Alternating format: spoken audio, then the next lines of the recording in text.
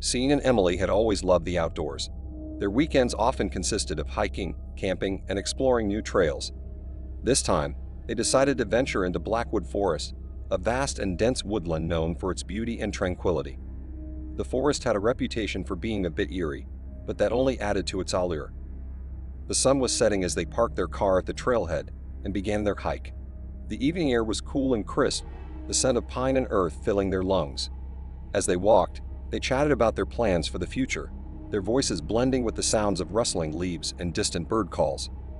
As they ventured deeper into the forest, the trees grew taller and closer together, casting long shadows that danced in the fading light. The path became narrower, less traveled. Emily shivered and slipped her hand into Sean's.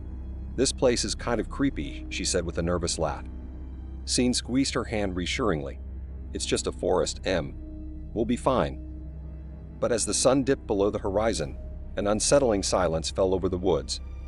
The usual sounds of wildlife ceased, replaced by an oppressive stillness. Sean and Emily pressed on, their footsteps crunching on the gravel path the only noise. They soon came upon a small clearing with a rickety wooden bench. "Let's take a break here," Sean suggested. They sat down, grateful for the rest. As they sipped water from their bottles, Sean noticed something odd, a faint rustling in the underbrush, just beyond the clearing. "Did you hear that?" he asked, his voice low. Emily nodded, her eyes wide. "Probably just an animal," she whispered, though she didn't sound convinced. Sean stood up, scanning the tree line. The rustling grew louder, and then abruptly, it stopped. He strained his eyes but saw nothing unusual. "Maybe we should keep moving," he said, helping Emily to her feet. As they continued their hike, the feeling of being watched grew stronger. Every snap of a twig, every rustle of leaves, set their nerves on edge. Sean tried to stay calm, but his instinct screamed that something was wrong. Suddenly, a figure emerged from the shadows, a man, tall and gaunt, with wild eyes and a sinister grin. He stood in the middle of the path, blocking their way. "Evening," the man said, his voice dripping with malice. Sean stepped protectively in front of Emily. "Who are you? What do you want?" The man chuckled, a sound that sent chills down Sean's spine. "Just enjoying a walk in the woods, same as you." Sean didn't buy it. There was something off about this man. "We should go," he said to Emily, trying to keep his voice steady. As they turned to leave, the man moved closer. "Leaving so soon, but we haven't even gotten to know each other." Sean quickened his pace, pulling Emily along. They needed to get out of there fast, but the man followed, his footsteps eerily silent. The forest seemed to close in around them, the path twisting and turning in unfamiliar ways. Panic set in as they realized they were lost. Sean glanced over his shoulder and saw the man still following, his eyes gleaming in the darkness. They broke into a run, branches whipping at their faces, roots threatening to trip them. Sean's heart pounded in his chest, his breath coming in ragged gasps. He could hear Emily's sobs behind him, her fear mirroring his own. They stumbled into another clearing, this one dominated by an old, abandoned cabin. Desperate for a place to hide, they raced inside, slamming the door behind them. The cabin was dark and musty, its windows broken, but it offered a momentary sense of safety. Sean leaned against the door, trying to catch his breath. "I think we lost him," he said, though he wasn't sure he believed it. Emily clung to him, her eyes wide with terror.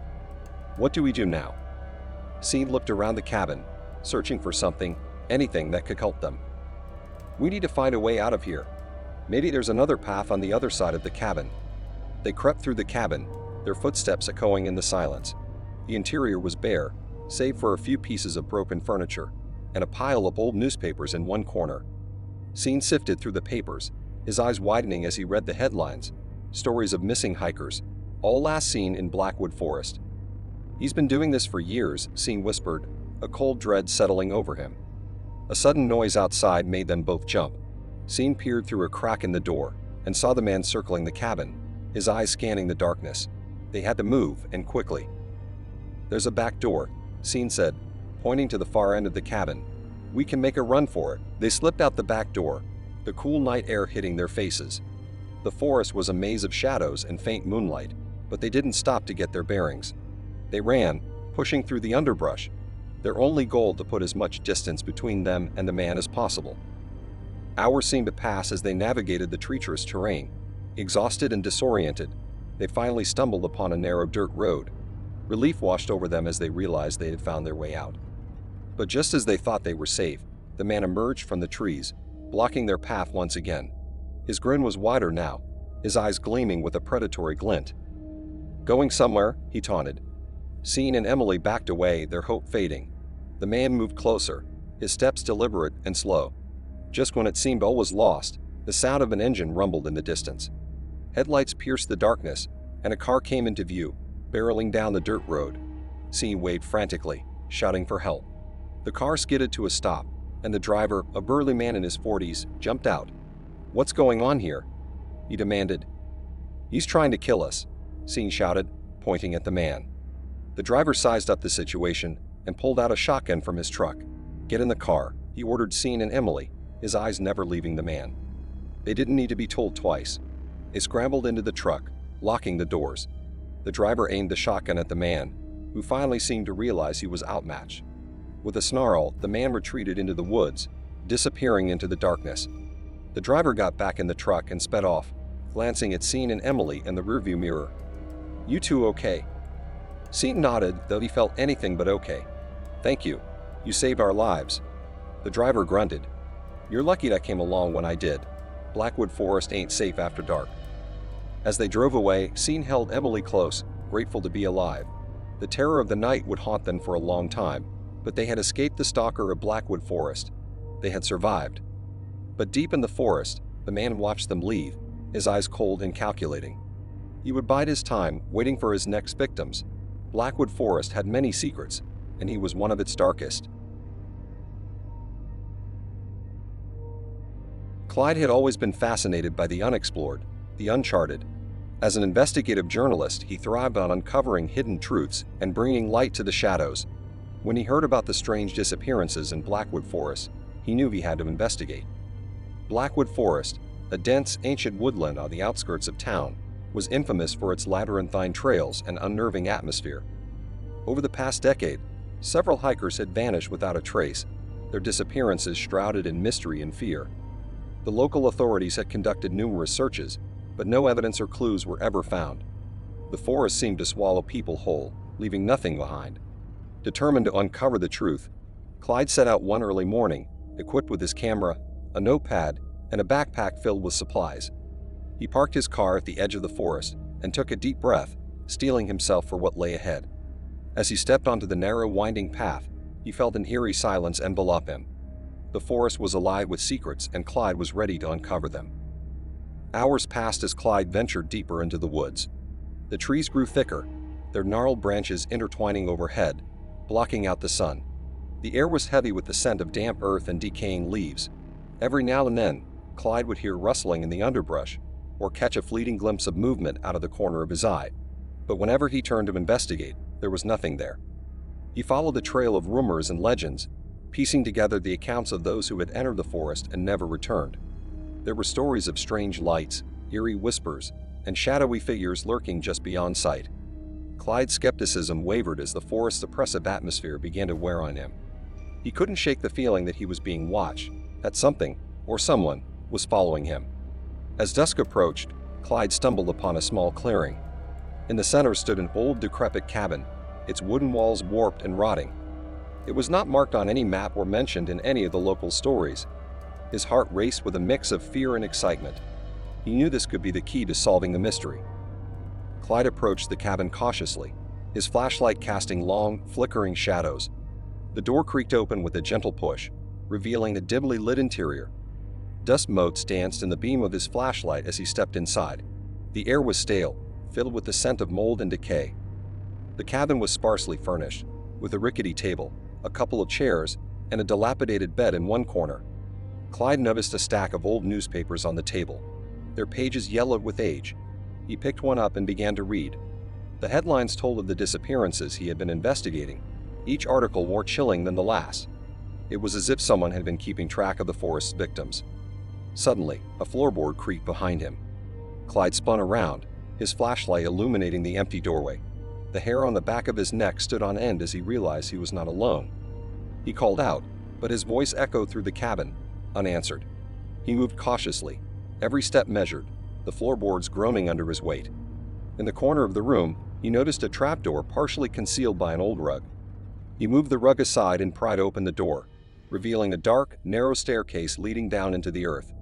The air that wafted up from below was cold and damp, carrying with it the faint sound of dripping water.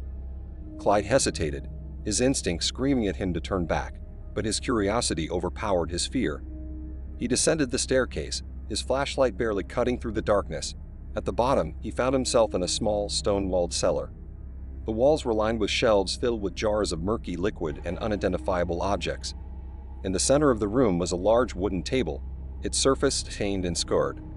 As Clyde examined the table, he noticed something that made his blood run cold: a series of photographs, each one depicting a missing hiker. Their faces were contorted in expressions of terror, their eyes wide with fear. He recognized some of them from his research. These weren't just random disappearances. They were part of something far more sinister. His mind raced as he tried to make sense of what he was seeing. Who had taken these photographs? Why were they here? His thoughts were interrupted by the sound of footsteps above him. Clyde's heart pounded in his chest as he realized someone, or something, was in the cabin. He turned off his flashlight and crouched in the darkness, listening. The footsteps grew louder, descending the stairs. Clyde's pulse quickened. He had to find a way out, but the only exit was the staircase now occupied by his unseen pursuer. As the footsteps reached the bottom of the stairs, Clyde saw the faint outline of a figure in the darkness. The figure moved slowly, methodically, as if searching for something or someone. Clyde held his breath, praying he wouldn't be discovered. The figure paused, and for a moment, the cellar was filled with an oppressive silence. Then, without warning, the figure turned and began to ascend the stairs. Clyde waited, his muscles tensed, until the footsteps faded away. He knew he had to act quickly. He turned his flashlight back on and scanned the room for another exit. In the far corner, he noticed a small, narrow passageway partially obscured by a stack of crates.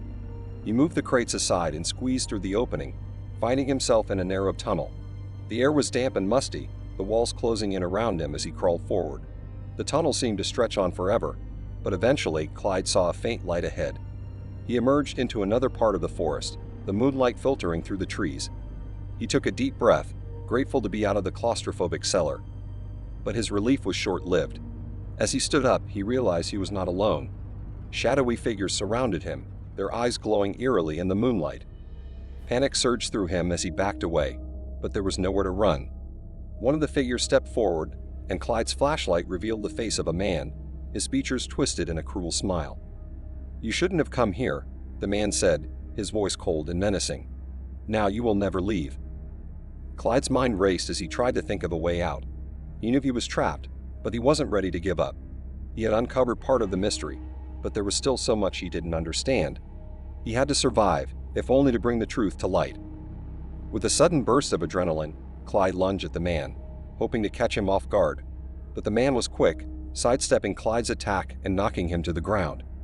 As Clyde struggled to his feet, he felt a sharp pain in his side.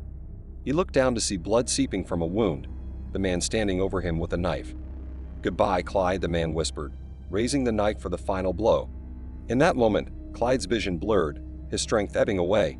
He knew he was outmatched, but he wasn't ready to give up. Summoning the last of his strength, he grabbed a nearby branch and swung it at the man. The branch connected with a satisfying thud, and the man staggered back, dropping the knife. Clyde seized the opportunity and ran, ignoring the pain in his side. He could hear the other figures pursuing him, but he didn't look back. He focused on the path ahead, his breath coming in ragged gasps. He burst out of the forest and onto the main road, where a passing car screeched to a halt. The driver, a middle-aged woman, jumped out and rushed to his side. "What happened?" she asked, her voice filled with concern. "Call the police," Clyde gasped, collapsing to the ground.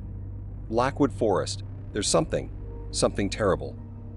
As the woman called for help, Clyde's vision faded, his consciousness slipping away. But he knew he had to survive, to bring the truth to light.